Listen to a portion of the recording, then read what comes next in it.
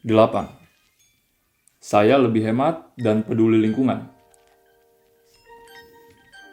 Agar bisa menjadi cukup cerdas untuk meraih semua uang yang diinginkan, kita harus cukup bodoh untuk menginginkannya. Kutipan dari Gilbert Keith Chesterton.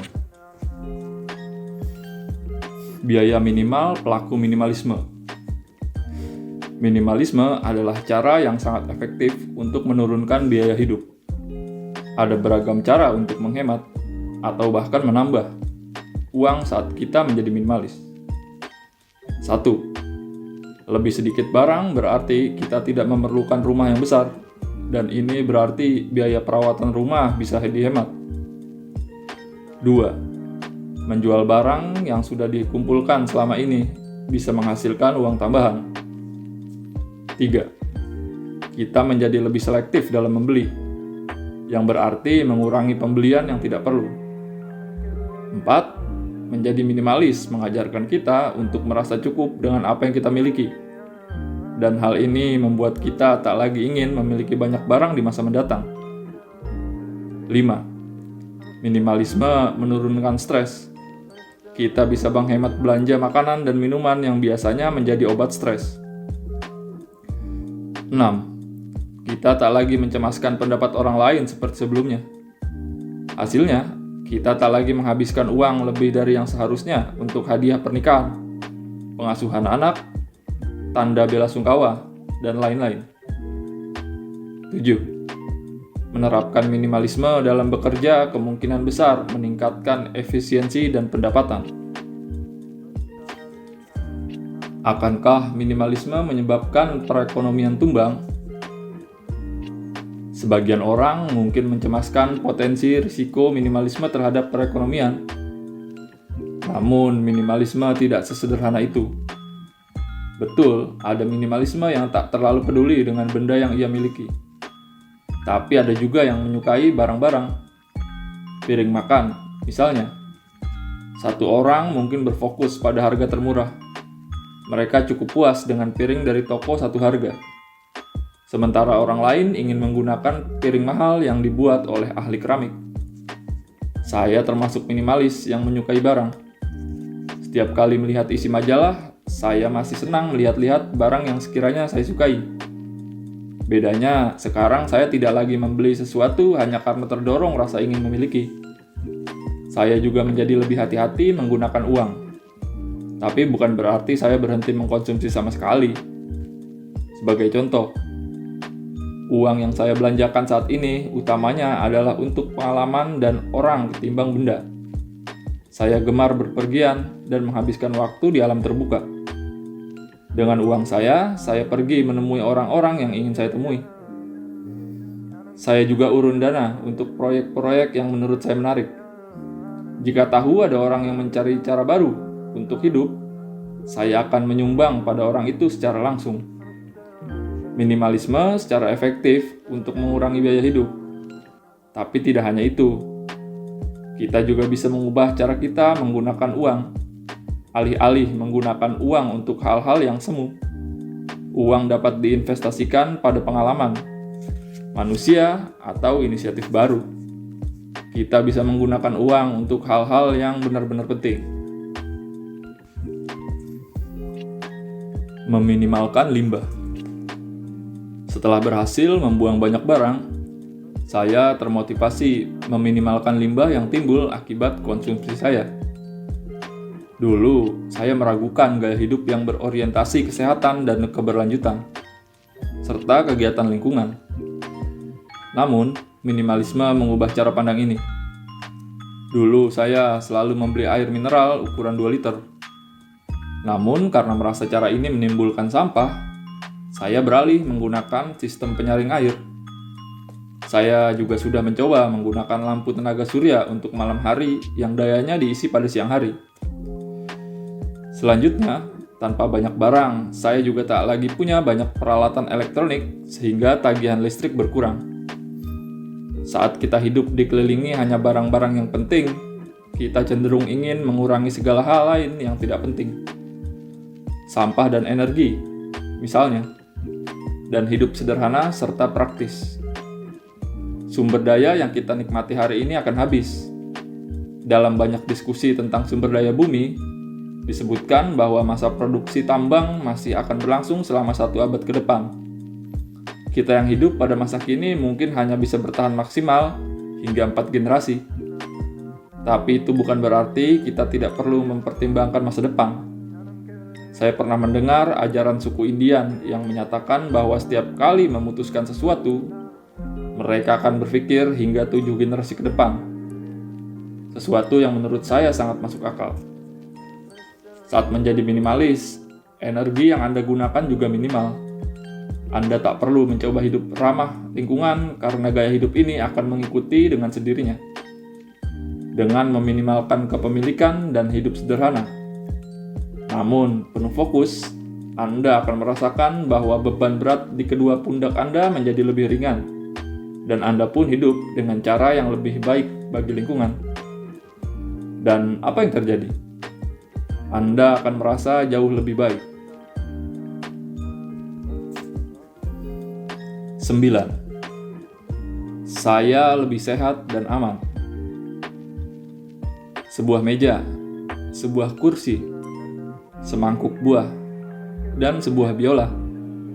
Apalagi yang dibutuhkan agar seseorang bisa merasa bahagia? Kutipan dari Albert Einstein. Para minimalis bertubuh ramping. Saya sudah bertemu banyak minimalis dan tak ada satupun sejauh ini yang mengalami obesitas. Mengapa? Menurut banyak buku yang saya baca tentang membereskan rumah, turunnya berat badan seringkali merupakan bonus dari menyingkirkan barang berlebih. Sejak menjadi minimalis, berat badan saya sudah berkurang sampai 10 kg. Banyak orang menyampaikan efek serupa berdasarkan pengamatan bahwa saat hal-hal yang selama ini membebani kita mulai berpindah, aliran qi, daya hidup yang mengalir melalui segalanya, juga menjadi lebih baik dan tubuh kita akan meramping. Meski begitu, ada hal-hal konkret lain yang menurut saya juga terjadi. Saya pikir ada beberapa alasan di balik turunnya berat badan seiring perpisahan dengan barang yang kita miliki. Berat badan bertambah pada umumnya karena kita mengkonsumsi lebih banyak dari yang seharusnya. Mungkin kita makan lebih banyak untuk meredakan stres. Sembari makan, kita melupakan masalah. Hal ini juga yang terjadi dengan konsumsi alkohol. Saat berpisah dari barang, stres pun berkurang karena tidak ada lagi barang yang menyita seluruh energi kita. Stres semakin mereda setelah kita berhenti membandingkan diri dengan orang lain. Dengan begitu, tidak ada lagi alasan untuk berpaling pada makanan dan minuman. Mengetahui alasan jelas di balik dorongan untuk makan. Saat mengurangi jumlah barang di rumah sampai ke tingkat paling minimal, kita akan memiliki kesadaran yang lebih tinggi dan jelas mengenai keinginan-keinginan kita. Apa saja hal yang memang penting dan apa saja yang sekedar keinginan. Garis yang membedakan kedua hal ini menjadi jelas dan tidak hanya berlaku pada benda. Garis yang sama dapat kita lihat pada dorongan untuk makan.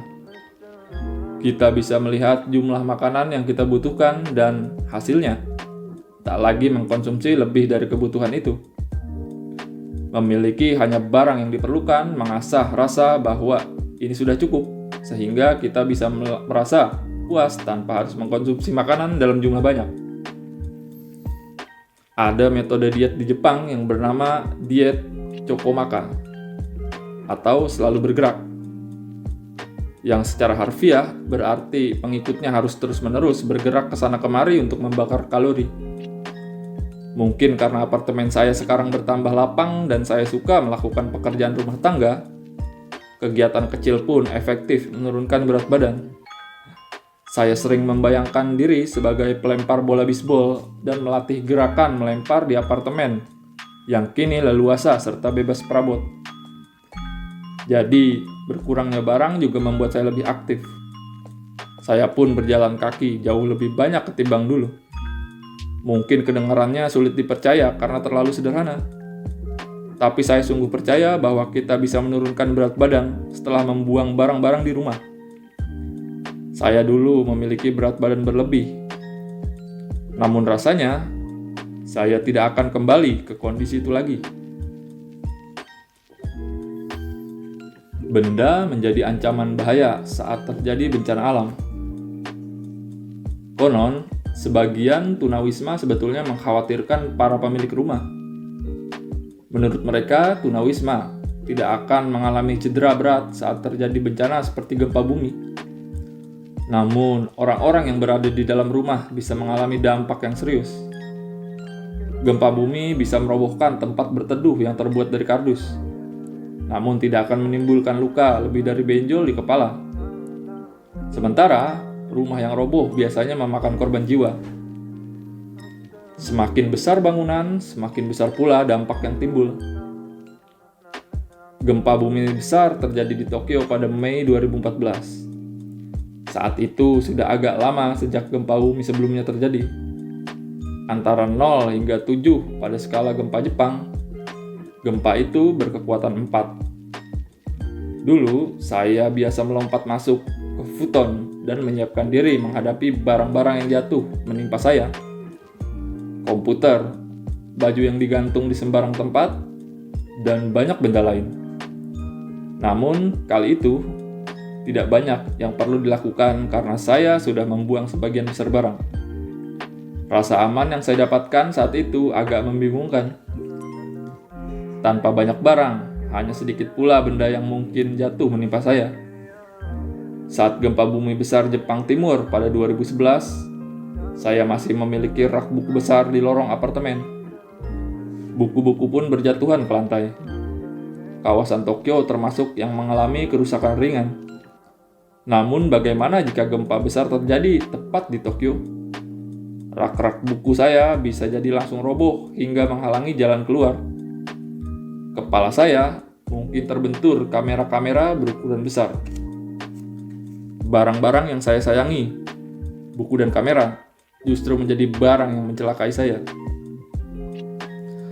Saya kira ada baiknya jika kita mengingat bahwa tsunami yang menimpa kawasan utara Jepang pada gempa bumi besar Jepang Timur menghancurkan album-album foto keluarga dan segala macam barang kenangan penting.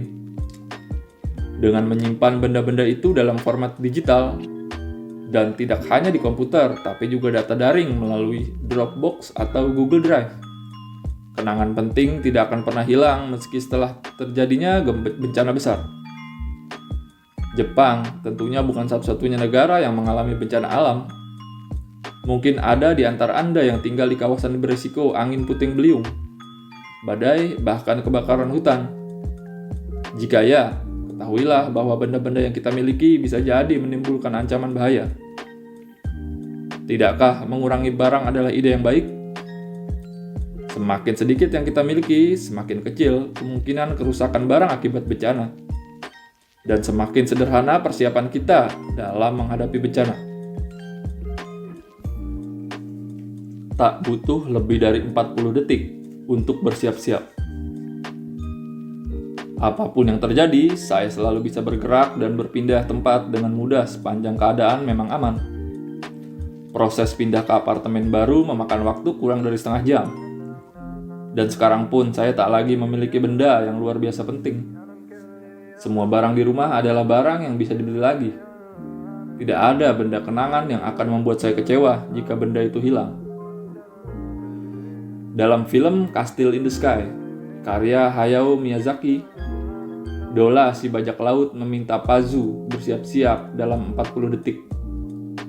Dalam War of the Worlds, karya Steven Spielberg, Tom Cruise berseru pada anak-anaknya, menyuruh mereka bersiap dalam 60 detik agar bisa melarikan diri dari serangan alien. Saya tak perlu waktu selama itu. Saya selalu membawa benda berharga dan pakaian ganti di tas yang bisa dimasukkan ke kabin pesawat. Saya bisa bangun, mengambil tas itu, bersiap, dan keluar rumah dalam 20 detik. Dengan sedikit barang, resiko kerusakan saat bencana alam pun berkurang. Dalam situasi apapun secara umum, resiko menjadi minimum dan kita bisa bergerak dengan cepat, apapun yang terjadi. Rasa aman seperti ini dapat menyuntikkan semangat pada diri kita dan semakin mengurangi kadar stres. 10. Hubungan antar pribadi saya menjadi lebih bermakna. Nilai seseorang seharusnya diukur berdasarkan apa yang telah ia berikan, bukan apa yang telah ia terima. Kutipan dari Albert Einstein. Orang bukanlah benda. Ada seri buku favorit saya dari Arbinger Institute yang berisi cara-cara untuk keluar dari zona kecil kita. Sederhananya, buku-buku itu menjelaskan tentang bagaimana hubungan kita dengan orang lain dapat terganggu dan bagaimana cara memperbaikinya. Ada satu contoh yang selalu muncul dalam seri ini. Bayangkan ada sepasang suami istri yang sama-sama bekerja dan selalu sibuk. Sang suami melihat tumpukan baju yang baru dicuci.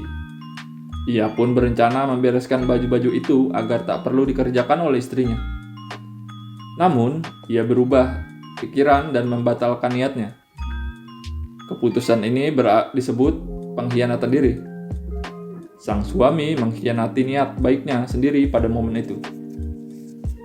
Sang suami mulai berpikir bahwa ia lebih sibuk dari sang istri, bahwa ia lebih letih, bahwa pakaian bukanlah tanggung jawabnya, bahwa ia yang lebih sering mengerjakan urusan pakaian ketimbang sang istri. Lalu pikirannya beralih pada istrinya, yang ceroboh, yang tidak pernah berterima kasih karena sang suami telah mengurus pakaian mereka, dan yang tidak menjadi istri yang baik. Akibat pengkhianatan niat baik tadi, ia pun mulai mencari pembenaran atas keputusannya untuk tidak melakukan apa-apa, yang kemudian berujung pada pikiran buruk terhadap wanita yang ia cintai. Sementara itu, sang istri melihat baju yang sudah dicuci. Ia memutuskan akan merapikan baju. Tapi sebelum itu, ia sadar dan mengeluh bahwa suaminya tidak melakukan apa-apa. Dan siklus ini pun berlanjut. Kedua belah pihak membenarkan tindakannya sendiri dan menyalahkan pihak lain. Sesuatu yang hanya akan menambah ketegangan pada hubungan mereka. Seri buku ini sangat menarik dan saya sangat menyarankan Anda membacanya. Salah satu kesimpulannya adalah agar kita tidak melihat orang lain sebagai benda. Pandangan seperti ini sangat mungkin terjadi pada anggota keluarga, rekan kerja, dan tetangga. Pembicaraan sepele sehari-hari dengan mudah membuat mereka terlihat bagaikan robot super canggih atau benda interaktif. Dan begitu melihat mereka layaknya benda, kita pun akan memperlakukan mereka tanpa perasaan. Saat hal itu terjadi, hubungan kita dengan orang lain menjadi stagnan, tanpa ada ruang untuk berkembang. Hubungan yang dalam dan bermakna hanya bisa terjadi jika kita melihat orang lain sebagai manusia yang juga memiliki keinginan, kecemasan, dan rasa takut. Dengan lebih banyak waktu tanpa kadar stres yang tinggi, kita bisa berhenti mengkhianati niat baik kita serta mulai bertindak untuk kebaikan orang lain. Kita bisa mulai melihat orang lain sebagai manusia, bukan benda. Lebih sedikit barang, lebih sedikit pertengkaran. Bayangkan tumpukan baju yang baru dicuci tadi, yang menjadi sumber perselisihan pasangan suami istri. Sekarang, bayangkan bagaimana jika pakaian mereka tidak sebanyak sebelumnya. Bagaimana jika urusan mencuci dan melipat baju adalah perkara sederhana? Dengan mengurangi barang, saya, si Raja Malas, jadi suka melakukan pekerjaan rumah. Dari mencuci sampai membersihkan dapur. Penyebabnya sederhana saja. Tugas-tugas itu kini jadi lebih mudah dilakukan. Saya berusia 35 tahun dan masih lajang. Tapi saya tahu saya akan terus menyukai pekerjaan rumah sepanjang saya tetap tinggal di rumah yang kecil dan dengan sedikit barang. Dalam khayalan saya bahkan bisa membayangkan bahwa jika istri saya sedang mengelap sesuatu, saya akan berpikir, "Hei, tidak adil. Dia lagi yang membersihkan rumah dan merawat dirinya. Aku juga ingin melakukannya. Para minimalis yang pernah saya wawancarai berkata membuang barang juga telah mengurangi pertengkaran di rumah. Ofumi, salah seorang yang saya sebutkan di awal buku, menyatakan ia dan suaminya kini jauh lebih akur setelah mereka membuang barang-barang yang tak perlu. Ia Masan juga punya cerita menarik. Saat kedua anaknya memiliki kamar sendiri-sendiri, mereka sering bertengkar memperebutkan kamar. Mereka baru berhenti bertengkar saat disatukan dalam kamar yang sama. Kata Yamasan, anak-anaknya lebih suka berbagi ruangan dan akhirnya berterima kasih padanya. Semakin banyak barang yang kita miliki, semakin besar pula energi yang perlu kita keluarkan untuk melakukan pekerjaan rumah tangga. Kita pun menjadi stres, frustasi, dan ingin menyalahkan siapapun yang enggan turun tangan. Kita akan melihat mereka seperti robot yang seharusnya bekerja sama kerasnya dengan kita sendiri. Buanglah sebanyak mungkin barang, maka hubungan kita dengan orang lain pun akan jadi mendalam. Tidak ada lagi benda yang memantik rasa frustasi dan perselisihan. Keuntungan tinggal di rumah kecil. Ada beberapa keuntungan dari menghuni rumah kecil. Pertama, sudah dikatakan bahwa rumah yang lebih kecil bisa mencegah tindak kejahatan. Rumah tempat penghuninya bisa berjalan masuk ke kamar tanpa melihat penghuni lain. Atau rumah besar yang penghuninya tidak mengetahui apa yang terjadi di bagian atau lantai lain rumah. Justru berbahaya. Rumah kecil juga memiliki kelebihan dalam aspek kehidupan sehari-hari.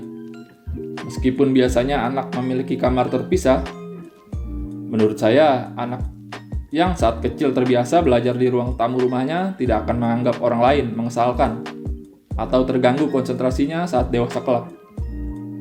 Numahata, rekan saya dalam mengelola situs web, bercerita bahwa ia terkadang berdebat dengan istrinya. Katanya ada suatu peraturan yang tidak pernah mereka langgar. Mereka tidak pernah lari dari hadapan satu sama lain lalu masuk ke kamar masing-masing. Jika tinggal di rumah kecil, kita tidak mempunyai pilihan untuk melarikan diri ke ruangan terpisah. Tak ada pilihan lain selain menghadapi masalah dan berusaha saling memahami untuk kemudian mencari jalan keluar. Rumah kecil sepintas tidak memiliki kelebihan sama sekali, tapi sebetulnya memberikan banyak efek yang bagus bagi hubungan antar manusia. Dan tentunya tidak membutuhkan biaya besar.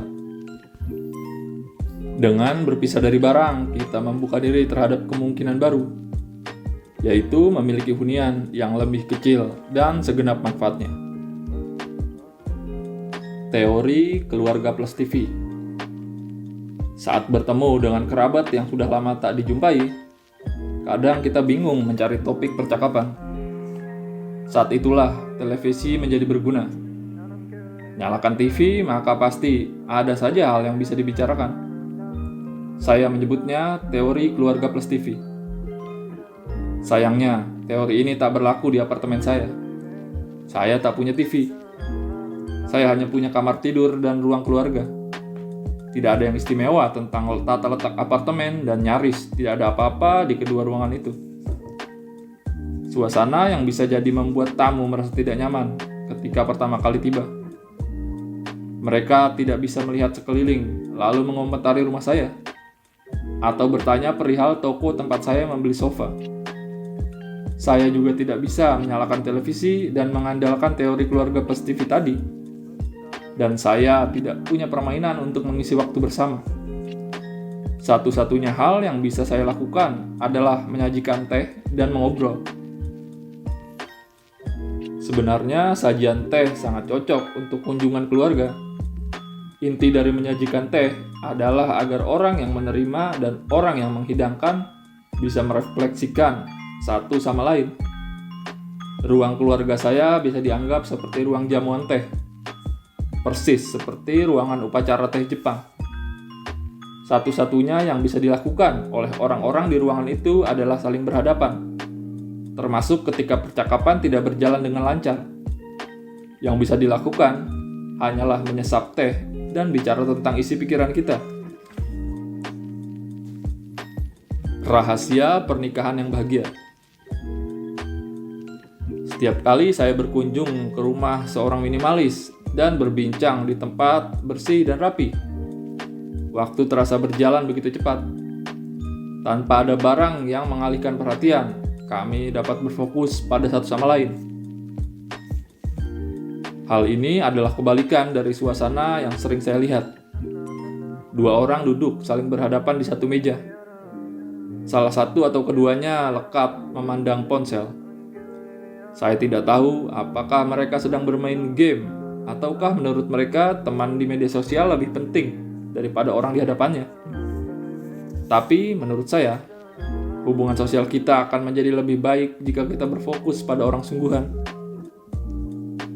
Saya pernah mendengar bahwa rahasia pernikahan yang bahagia itu sederhana saja. Bicaralah dengan pasangan. Sebuah penelitian menunjukkan bahwa pasangan yang bahagia saling berbicara selama total 5 jam atau lebih setiap minggunya dibandingkan dengan pasangan yang tak bahagia. Orang yang sibuk mengurus barang, bertengkar tentang barang, menghabiskan waktu di ruang berpisah, atau menonton TV terlalu lama tentunya tidak akan punya banyak waktu untuk berbicara. Semua orang adalah manusia biasa. Saya rasa kesadaran diri saya sudah banyak berubah sejak membuang banyak barang. Saya pria biasa yang hanya memiliki sedikit barang dan tampil dalam pakaian yang biasa-biasa saja. Pendek kata, saya seperti seekor bebek atau kura-kura yang berenang-renang di kolam untuk menjalani hidup. Dengan memandang diri sebagai manusia biasa, sudut pandang saya terhadap orang lain juga berubah. Rasa iri yang dulu timbul setiap kali melihat seseorang dengan banyak uang, barang atau bakat, dan rasa kesal pada mereka yang tidak memiliki banyak benda, semua ini mulai menguap. Sekarang saya bisa berhadapan dengan orang yang sangat kaya, atau diberkati dengan bakat luar biasa tanpa merasa malu terhadap diri sendiri. Saya tak lagi menyalahkan orang yang berkekurangan dan menganggap mereka kurang berusaha. Tidak ada orang yang lebih baik dari orang lain karena memiliki lebih banyak barang. Kaya atau miskin, tenar ataupun tidak, kita semua hanyalah manusia biasa yang saling bertemu dalam hidup ini. Hubungan saya dengan orang lain menjadi lebih tulus sejak memiliki cara pandang seperti itu. Sekarang, saya bisa melihat orang lain sebagai manusia biasa, tanpa menilai mereka berdasarkan apa yang mereka miliki. Alhasil, saya tak pernah lagi merasa minder saat bertemu orang lain. Bagaimana jika Anda memiliki 100 orang teman? Saya pernah mendengar cerita menarik dari seseorang yang seringkali membantu saya dalam hal pekerjaan. Ia pria luar biasa yang memiliki senyuman tulus dan hangat, serta kepribadian yang menarik. Katanya, saat ia memutuskan untuk merayakan ulang tahun, 100 temannya datang. Masing-masing temannya membawa sebotol anggur, minuman kesukaannya. Saya tak punya banyak teman, dan ketika mendengar ceritanya, saya benar-benar iri. Orang yang memiliki begitu banyak teman yang sayang padanya dan ingin merayakan hari istimewa bersamanya, pasti tidak akan pernah merasa kesepian. Orang itu juga tahu bahwa ada banyak orang yang bisa ia andalkan jika menghadapi kesulitan. Tapi di sisi lain, pria yang sama juga bercerita, ia pergi merayakan ulang tahun seseorang setiap 3 hari sekali. Sepertinya, jika kita memiliki 100 teman, mereka juga ingin kita ikut merayakan hari istimewanya. Yang berarti kita harus menghadiri satu pesta setiap 3 hari. Bagaimana jika Anda hanya punya beberapa teman sejati? Konon, kita hanya membutuhkan 3 sahabat atau rekan terdekat. Benar pula bahwa jika kita menemui masing-masing dari ketiga sahabat itu sekali setiap akhir pekan, setiap bulan dalam hidup kita akan terasa amat memuaskan. Hubungan antar manusia yang minimal seperti itu juga bisa menjadi sesuatu yang indah. Kita cenderung berpikir lebih baik mempunyai banyak teman dan relasi, Tapi jika kita punya begitu banyak teman, sampai-sampai tidak ada waktu untuk sungguh-sungguh memperhatikan mereka, lalu untuk apa kita menjalin hubungan? Mengapa kita tidak mencoba meminimalkan hubungan yang sekedar terjalin di permukaan agar kita bisa memberi sahabat kita perhatian dan penghargaan yang layak mereka dapatkan? Barang yang benar-benar penting bagi kita akan selalu kembali. Begitu pula dengan teman. Persahabatan yang tulus selalu bisa diperbaiki.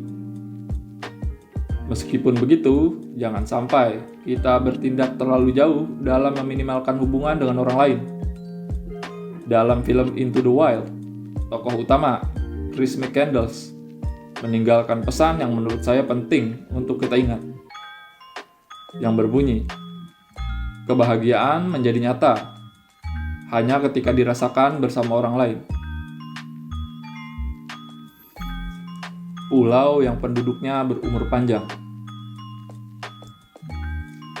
Sebagaimana diajarkan oleh McCandless, hal penting dalam hidup ini adalah memiliki orang lain sebagai tempat berbagi kebahagiaan. Diketahui juga bahwa orang yang bahagia berumur lebih panjang. Psikolog Ed Diener menyatakan hal ini berdasarkan analisis dalam penelitiannya, bahwa orang-orang dengan rasa bahagia yang tinggi dapat hidup rata-rata 9,4 kali lebih lama. Sardinia adalah sebuah pulau indah di Italia yang merupakan tempat orang-orang berusia terpanjang di dunia. Mereka hidup 2,5 kali lebih lama ketimbang rata-rata penduduk dunia. Dan 1 dari setiap 4.000 penduduk berusia lebih dari 100 tahun. Terdapat sebuah desa di pulau itu yang ditinggali oleh kerabat-kerabat tertua, dan hal ini diakui oleh Guinness World of Record. Di desa itu, sebagian besar warganya saling berkerabat dan mengenal.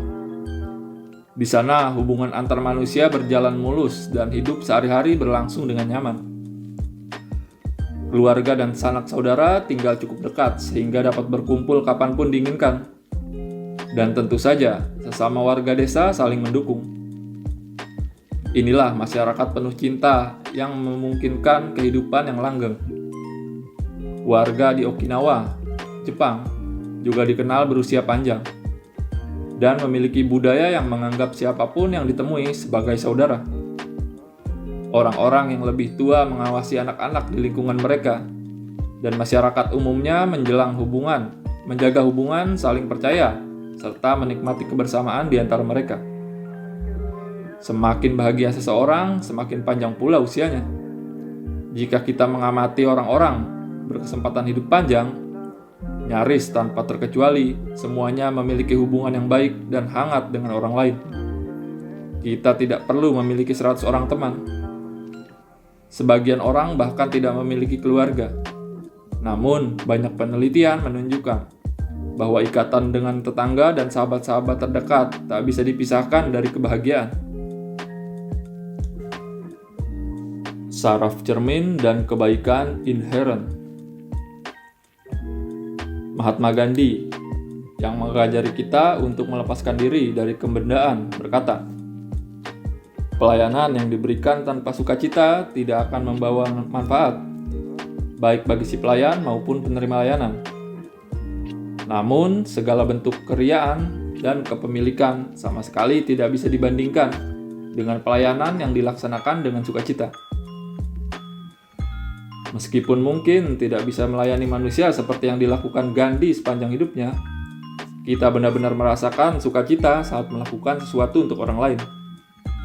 Perilaku kita bisa membuat orang lain senang. Kita melihat senyum mereka, dan kita pun tersenyum.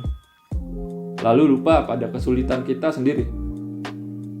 Bagaimana ini bisa terjadi? Ilmu pengetahuan mulai menunjukkan bahwa melakukan sesuatu untuk orang lain bisa jadi akan menimbulkan rasa bahagia bagi si pelaku. Contoh dalam hal ini adalah penemuan sistem saraf yang berfungsi seperti cermin. Tidakkah kita ikut merasa sakit saat menyaksikan seseorang tersakiti? Saat melihat seseorang terjatuh? Para ilmuwan berhipotesis bahwa saraf cerminlah yang membuat kita merasa sedang mengalami sesuatu hanya dengan melihat orang lain melakukannya. Hal itu bisa menjelaskan mengapa kita dapat begitu larut dalam novel, komik, drama televisi, atau film. Kita merasa sedih ketika tokoh utama sedih. Bahagia saat melihat akhir bahagia.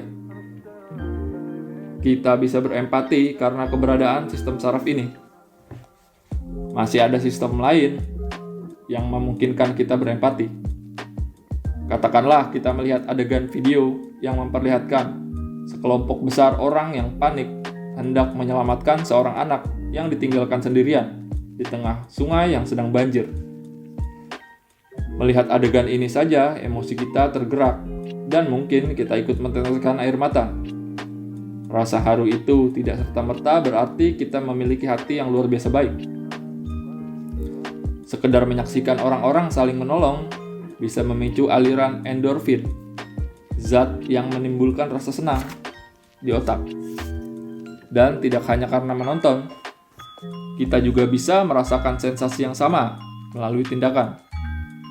Contoh, kita semua pasti pernah memiliki perasaan hangat saat menawarkan tempat duduk di kereta kepada lansia atau ibu hamil, atau saat membantu mengembalikan barang yang terjatuh di jalan. Perasaan itu datang dari endorfin yang mengalir dalam diri kita. Bisa dikatakan, pada dasarnya kita mampu berempati dengan orang lain karena kita merasa bahagia saat melakukan hal baik untuk orang lain. Manusia adalah makhluk sosial yang hidup secara komunal dan kita diprogram untuk berbagi rasa bahagia, yaitu saat melakukan sesuatu untuk orang lain. Saat mengurangi barang yang dimiliki, kita bisa memberikan lebih banyak waktu dan energi untuk hubungan antar manusia. Kita tidak perlu bergantung pada barang untuk merasa bahagia karena kita sudah memiliki kemampuan itu dalam diri kita. Yang memungkinkan kita merasa bahagia cukup dengan menjalin hubungan dengan orang lain di sekitar. 11. Saya dapat menikmati momen yang tengah berlangsung. Perbedaan masa lalu, sekarang, dan masa depan tak lebih dari ilusi yang keras kepala. Kutipan dari Albert Einstein. Saya tidak memikirkan masa depan. Saya mengucapkan selamat tinggal pada banyak hal. Setiap kali berpisah dengan barang, yang saya tanyakan pada diri sendiri adalah apakah saya membutuhkan barang itu sekarang, bukan suatu waktu di masa mendatang. Sesuatu yang aneh terjadi dengan semakin seringnya saya bertanya tentang masa kini dan menghapus konsep kelak. Entah mengapa, saya tak lagi bisa membayangkan masa depan. Seakan ada tirai yang turun dan menghalangi semua kecemasan mengenai masa mendatang. Ketika mencoba dengan sengaja pun, saya tetap tak bisa membayangkannya. Apa yang telah saya lakukan? Sesederhana berpisah dengan barang-barang yang pernah saya miliki. Mencuci piring yang belum kotor. Banyak hal telah berubah menjadi sama sekali berbeda dibandingkan dengan ketika saya memiliki banyak barang. Saya yang dulu selalu memikirkan ketidakpastian di masa depan. Saya memilih bekerja di bidang penerbitan, industri yang tengah meredup. Sebagai editor, saya bukan karyawan yang luar biasa, dan lingkup pekerjaan saya tidak terlalu hebat. Jika terjadi guncangan besar pada perusahaan, bisa jadi saya langsung kehilangan pekerjaan. Padahal perubahan karir sangat sulit dilakukan saat seorang berusia 35 tahun. Saya tidak menikah, tidak memiliki anak, dan tidak ada orang yang dapat saya sebut sebagai sahabat. Satu-satunya hal yang menanti saya di masa depan adalah kematian dan kesendirian. Saya tahu pikiran itu tidak baik, tapi saya dulu memang selalu menakutkan hal-hal yang mungkin terjadi kelak. Sebuah kutipan favorit saya dari buku Petunjuk Hidup Tentram dan Bahagia, karya Dale Carnegie, menggambarkan dengan sangat baik apa yang saya alami. Saya berusaha mencuci piring hari ini, piring kemarin, dan piring yang bahkan belum kotor sedikit pun. Piring kotor yang perlu dicuci hari ini adalah piring yang digunakan hari ini juga. Siapapun pasti akan tenggelam dalam keputusasaan jika harus membayangkan piring kotor hari esok, hari setelahnya, dan setelahnya lagi selama setahun penuh. Kecemasan itu akan membuat kita mampu menangani piring kotor pada hari yang sama. Kemungkinan tidak memiliki pekerjaan, pernikahan, berkeluarga, menua, sakit, dan menghadapi kematian sendirian. Inilah piring kotor saya di masa depan yang sebetulnya belum ternoda sedikit pun. Amat banyak pelajaran yang saya petik dari kegiatan membuang barang. Saya jadi sadar bahwa bila memang ada barang yang sepertinya kelak berguna, saya bisa membuangnya sekarang dan membelinya lagi saat tiba waktunya. Itu pun jika waktunya benar-benar tiba. Bila saya ternyata membutuhkan sesuatu segera setelah membuangnya, benda itu dapat dibeli kembali. Benar bahwa saya bisa saja kehilangan pekerjaan atau meninggal dalam keadaan sendirian. Namun saya kini sadar bahwa saya dapat mencemaskan hal-hal itu nanti, jika dan saat hal-hal itu benar-benar terjadi. Selamat tinggal barang masa lalu. Selamat tinggal diri yang dahulu. Serupa dengan pemikiran saya mengenai masa depan, saya pun sekarang tak lagi memiliki barang yang kegunaannya ada di masa lalu. Dengan bertanya, apa yang saya butuhkan sekarang? Saya mampu membuang barang yang dianggap penting oleh diri saya yang dahulu. Sekarang tidak ada lagi barang yang dulu saya yakini merupakan bagian dari diri saya. Sekarang saya hanya manusia biasa yang tak lagi memiliki apapun yang diasosiasikan dengan identitas diri. Jiwa saya dulu adalah jiwa pemurung dan penyendiri. Kini tidak ada lagi barang untuk membuktikan betapa saya adalah seorang introvert. Yang tertinggal setelah saya berpisah dari banyak barang adalah masa kini. Dengan melepas apa yang saya miliki, saya berhenti terjebak dalam diri saya yang dulu. Saya membuang semua barang yang dibeli karena mengira akan dibutuhkan suatu hari kelak. Begitu pula barang yang dibutuhkan di masa lalu. Yang tersisa adalah barang untuk masa yang paling penting, saat ini. Kita bisa mengalami masa sekarang. Manusia adalah satu-satunya makhluk yang dapat memperkirakan masa depan. Namun, sebagaimana dijelaskan pada bab 2, kemampuan itu sendiri sebetulnya primitif dan hanya efektif untuk masa yang akan tiba dalam waktu dekat. Kita bisa memutuskan apakah harus melarikan diri dari musuh dalam 5 detik ke depan, atau arah mana yang harus diambil untuk menangkap buruan. Kita bisa membayangkan perasaan kita membeli iPhone. Namun, tidak ada satupun orang di dunia ini yang bisa dengan akurat meramalkan perasaan seseorang saat menatap iPhone yang sama setahun dari sekarang. Kalaupun kita mampu meramal masa depan, coba pertimbangkan fakta ini. Tak satupun dari kita yang bisa mengalami masa depan yang diramalkan itu. Kita mungkin bisa mencoba membayangkan sejelas mungkin, tapi tidak bisa mengalaminya sebagaimana kita mengalami sekarang.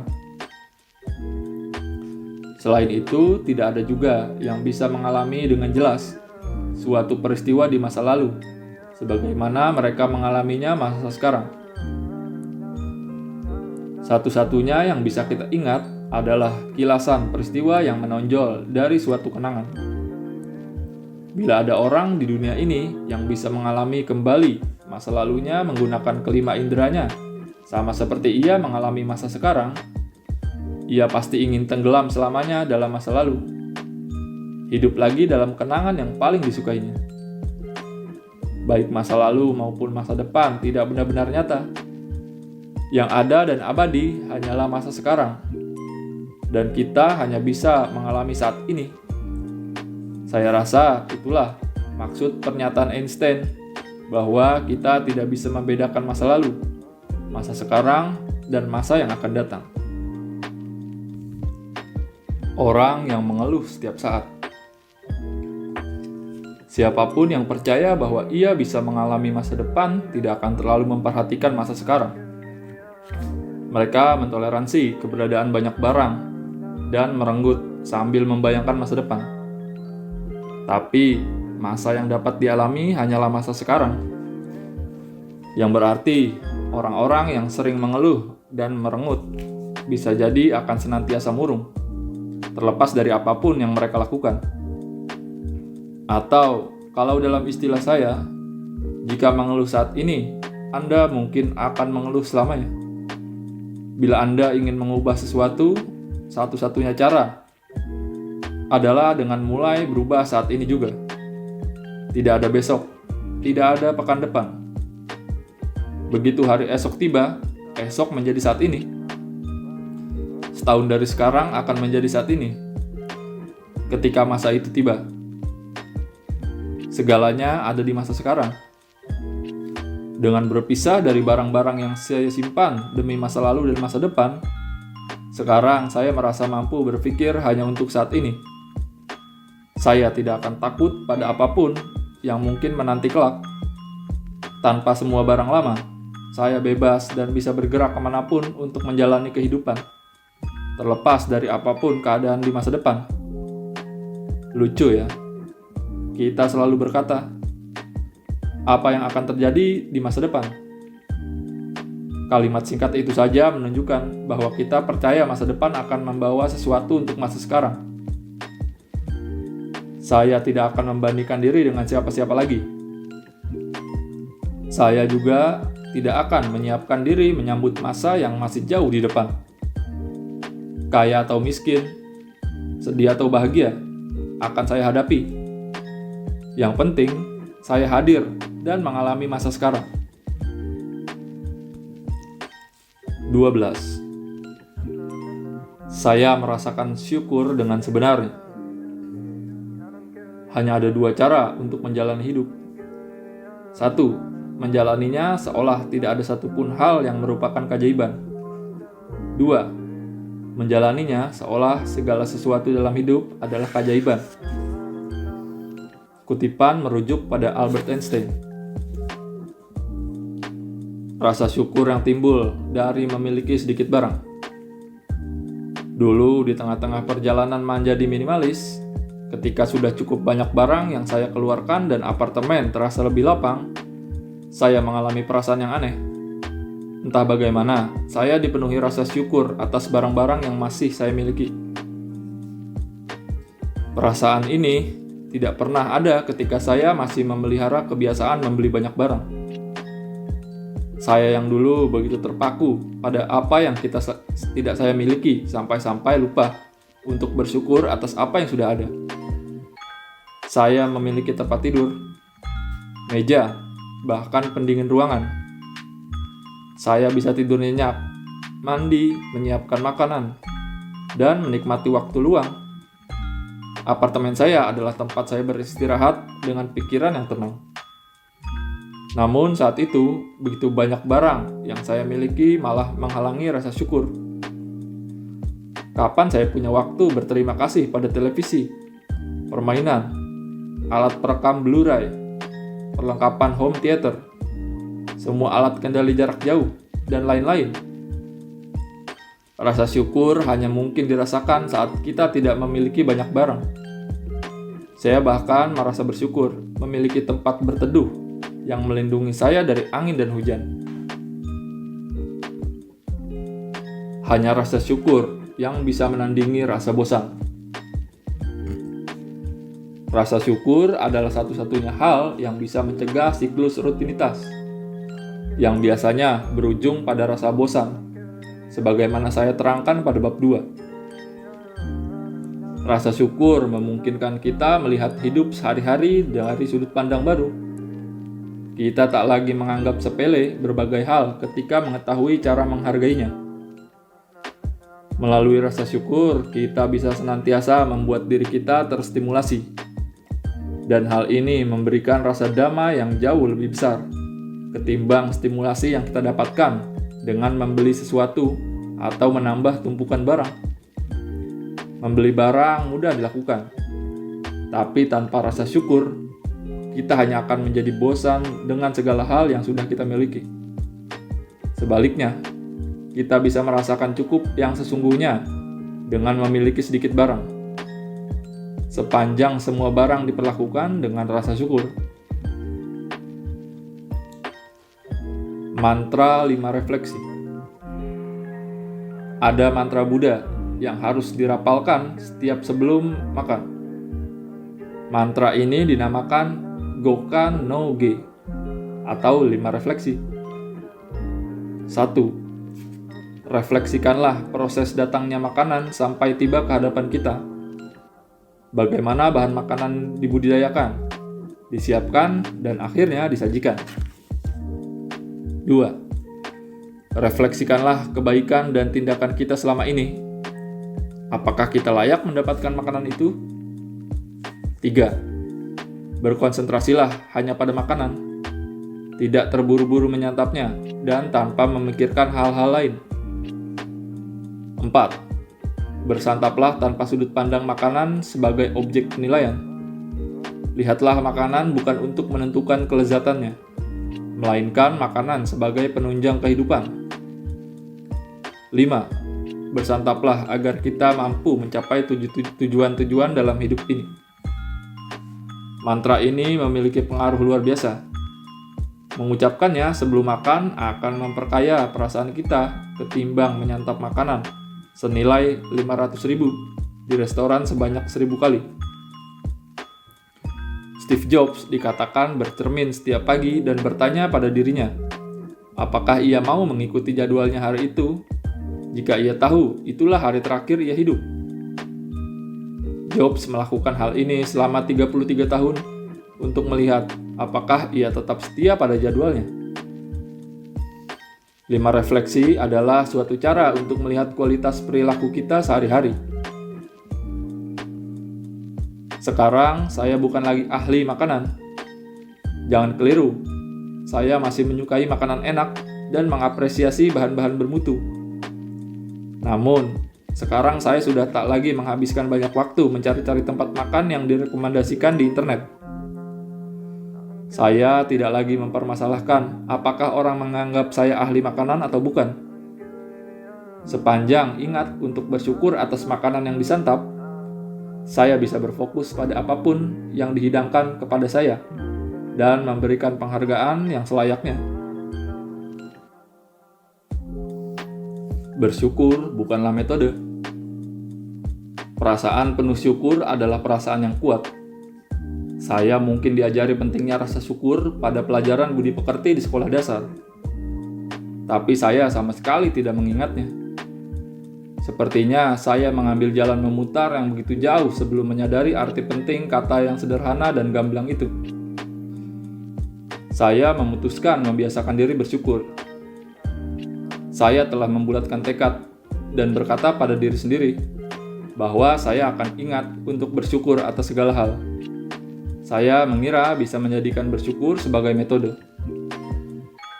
Dengan pikiran seperti ini, saya terkejut saat membaca buku Mitsuru 1 yang berjudul Kami-sama Tono Oshisaberi, Percakapan dengan Tuhan,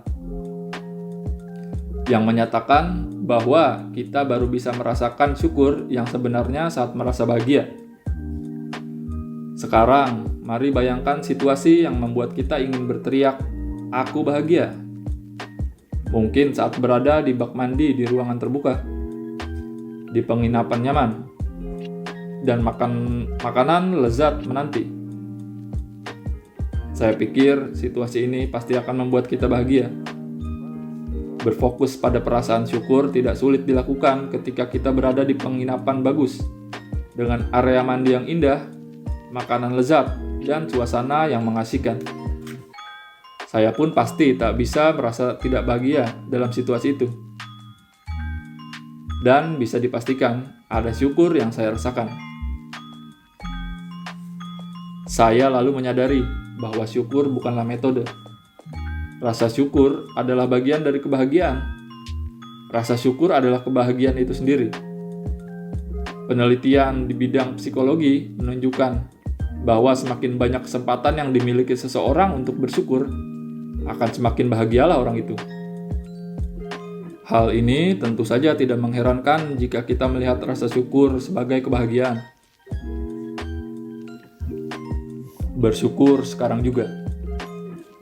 Seperti yang kita bicarakan pada bagian sebelumnya, kita hanya bisa mengalami masa sekarang. Kita tidak bisa menghadirkan kembali masa lalu, dan tidak bisa pula memaksakan diri masuk ke masa depan.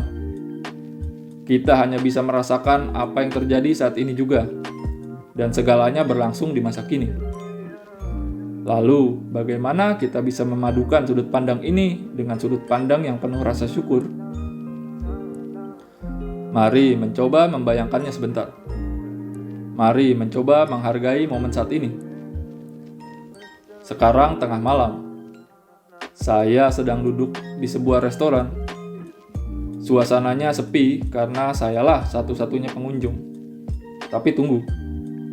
Restoran ini buka hingga larut hanya untuk saya. Saya mengenakan pakaian biasa. Tapi nyaman rasanya meskipun sudah dikenakan berkali-kali.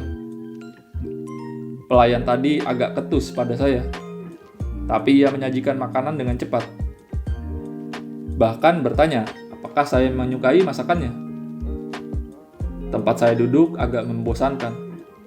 Tapi saya bersyukur bahwa saya bisa duduk berjam-jam tanpa merasa pegal. Menu minuman masih sama saja. Tapi saya bisa mengambil kopi sebanyak yang saya suka. Dan gelas serta cangkirnya selalu bersih dan rapi. Saat melangkah keluar dari restoran, saya merasa sedikit iri pada pasangan-pasangan yang saya lalui. Tapi saya pun memiliki banyak hal indah dalam hidup saya. Atau mungkin saya sedang berada dalam perjalanan ke kantor. Saya mengambil rute yang biasa saya lalui dan merasa agak bosan. Saya berdiri mengantri di belakang seseorang yang kartu tiketnya tidak bekerja dengan benar. Ia mungkin lupa mengisi saldonya. Tapi kartu tiket kereta ini sungguh luar biasa. Temuan cerdas. Praktis, bahkan bisa digunakan untuk berbelanja supermarket. Ada dua orang sedang berdiri di berurutan eskalator. Mereka berbincang sementara saya berusaha melewati mereka. Tapi untunglah mereka membiarkan sisi sebelah kiri tetap kosong agar orang lain yang sedang terburu-buru bisa lewat. Seperti biasa, kereta luar biasa padat. Namun, syukurlah, ada banyak orang di sekitar saya. Saya senang tidak akan menjadi satu-satunya orang di dunia yang hancur, sebagaimana sering kita lihat di film mengenai akhir dunia. Hari ini sangat panas, tapi begitu tiba di kantor akan ada mesin pendingin dan kipas angin yang dipasang dalam kecepatan maksimal. Pekerjaan rutin sudah menanti, tapi pekerjaan itu terasa menyenangkan dan memuaskan bila saya berkonsentrasi penuh. Ada satu orang yang tidak terlalu saya sukai, dan ia pasti akan menelpon lagi dengan keluhannya. Tapi anggap saja itu kesempatan untuk membangun pengalaman dan keahlian saya. Orang itu juga mungkin sudah jemu. Saya ingin sekali bawahan saya lebih mandiri. Tapi mereka ringan tangan tanpa pernah sekalipun mengeluh. Akhir-akhir ini, saya sering lembur dan merasa lelah. Tapi saya tidak sakit. Kesehatan saya baik, dan saya masih bisa mengerjakan lebih banyak hal. Wah, luar biasa betapa besar kebahagiaan yang bisa dirasakan setiap kali saya melakukan hal ini. Bagaimana dengan Anda? Saat ingin lebih bersyukur sekarang juga, kita menjadi sosok yang lebih positif, toleran, dan murah hati. Lebih dari itu semua, kita membuka diri terhadap sukacita yang hadir setiap hari. Dan keterbukaan itu pada akhirnya akan mengubah realitas yang kita alami.